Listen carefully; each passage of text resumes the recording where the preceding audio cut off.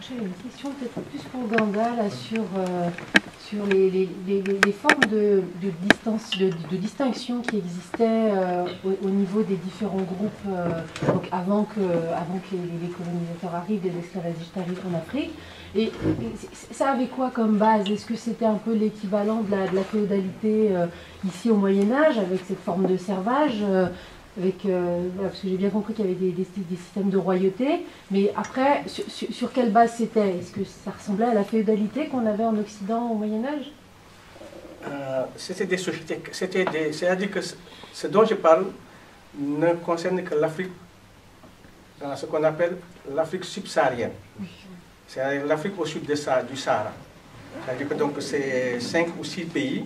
Donc c'est le Sénégal, c'est une partie de l'actuelle Mauritanie, mais qui, disons, c'est les pays qui datent des frontières établies par la colonisation. Donc c'est les anciens royaumes du Ghana et du Mali. Les deux royaumes qui ont été disloqués après la colonisation et qui a fait des tracés frontaliers. Donc, on se comprend une partie de la Mauritanie, toute la rive droite du fleuve Sénégal, qui est habitée par les mêmes populations qu'on trouve sur la rive gauche. La rive gauche étant sénégalaise, la rive droite étant mauritanienne. Donc, les mêmes populations qui sont Soninké ou Halpulaar, c'est-à-dire Halpulaar usitant la langue pulaar. Donc, ces populations-là,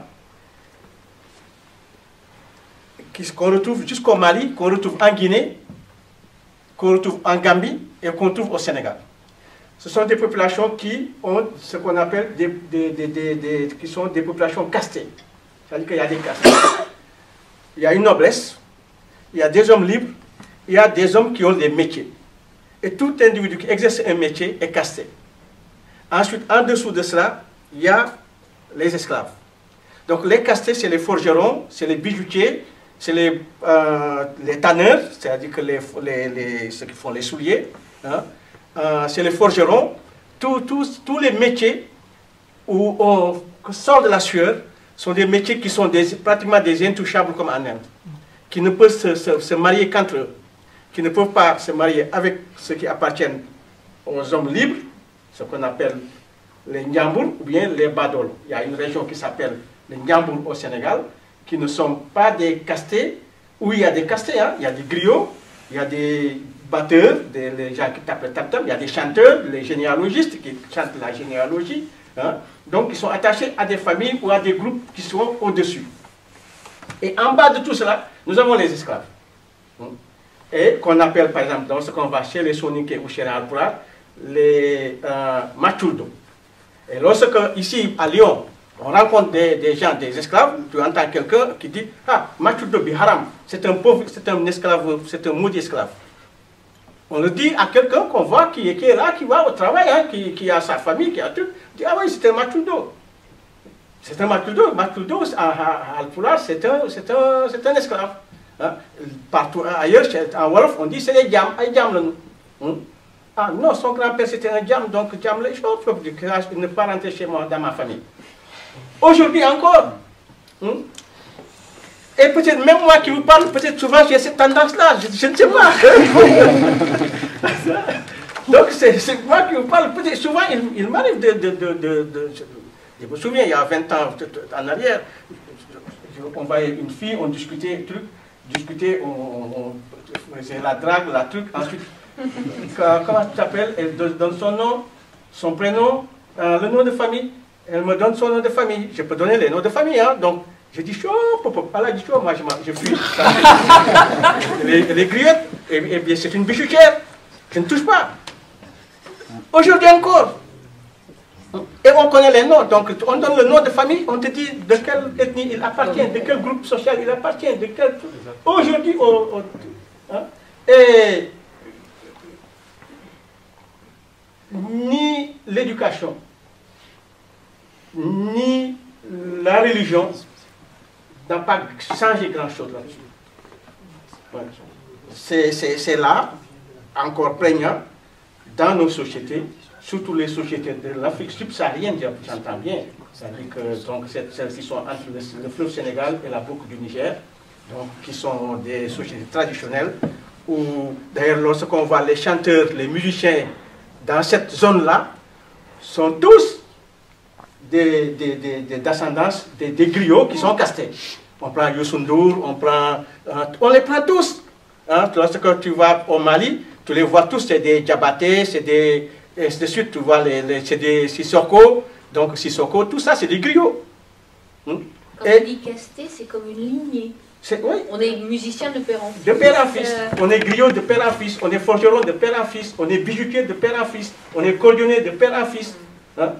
Et d'ailleurs, on dit dans le quartier, là où il habite, c'est des quartiers qui sont comment dire, c'est des concessions. Ah, je vais chez les Guéwol. Je vais chez les Guéwol. Et il l'assume plus ou moins. Et elle est là. Et les intellectuels, les historiens, les sociologues, les ethnologues africains ne déconstruisent pas cela. Ils n'osent pas. C'est des sujets tabous auxquels on ne touche pas. Et il est dommage que les Africains ne soient pas nombreux là, parce que je me disais que ça aurait créé un débat, parce que c'est des sujets tabous, on n'y touche pas. Tu as provoqué un boycott. Hein. Et lorsqu'on touche à ces problèmes-là, ou bien on est traité comme je disais l'autre, on te traite de Bunti, on te traite ainsi de suite. Mais ça ne dédouane pas de la responsabilité des uns et des autres. Nous savons que la traite négrière a été une abomination. Tout un chacun le sait. Mais le ressasser, on a travaillé dessus pendant des années et des années. La route des esclaves, l'UNESCO a travaillé dessus. Tout le monde, nous, on a travaillé dessus à Durban, on a travaillé sur ces problématiques-là. Mais là où on ne veut pas travailler, là où on dit que c'est un champ qu'on ne doit pas labourer, qu'on ne doit pas toucher, c'est quelles ont été les responsabilités des Africains dans ce truc-là. Et qu'est-ce qui nous reste comme mémoire de l'esclavage, si ce n'est Gorée, qui n'est rien. Oui, c'est une fabrication de, comment dire, touristique. C'est ça le problème. Hein? Aujourd'hui, lorsque des jeunes filles, 16 ans, 14 ans, sont prises au Niger, au Nigeria, au Bénin, à Dakar, ils sont amenés en France par des mamans, comme on les appelle, des mamans. Et tout Africain le sait. Il n'y en a pas un qui l'ignore. Ouais. Pour l'ignorer, il faut aller vers Perrache, ou bien aller sur l'autoroute, la sortie sur, comment ça s'appelle, le stade de Gerland, pour voir les camions. Et bien les filles qui y sont, comment elles viennent? Qui les amène? Ce ne sont pas des proxénètes européens. C'est des femmes africaines, c'est des Africains qui les amènent, qui font la même démarche qu'on faisait lorsqu'on amenait les esclaves il y a 4 siècles. Hein? Faire le tour d'un baobab pour dire que vous n'allez pas revenir, ou bien si vous ne répondez, si vous n'obéissez pas au doigt et à l'œil, vous serez pris par des esprits du vaudou ou autre. Hein? Et les filles sont là, elles travaillent. Et qui ne le sait pas? Mais en parler devant des Européens, c'est tabou. C'est notre secret de famille. Donc le secret de famille, ça doit rester dans la famille, on ne le sort pas. Et c'est ça la réalité. Donc ces pratiques-là, ça existe. Et comme partaient les esclaves, la route du non-retour, aujourd'hui, il y a des arbres de non-retour. On amène des filles, hein, à qui on paye un billet d'avion, un faux visa, et on arrive. J'en ai 4, 5, 6 et je roule en Mercedes. Et on leur fait miroiter le bonheur ici. Voilà. Et ça existe. Et ce n'est pas à Lyon, dans toute l'Europe. Et pire encore dans les pays arabes ou dans les pays du Golfe, où elles sont esclavagisées, dans des harems. Tout le monde le sait. Donc l'esclavage, elle est encore là. Et elle a de beaux jours devant lui.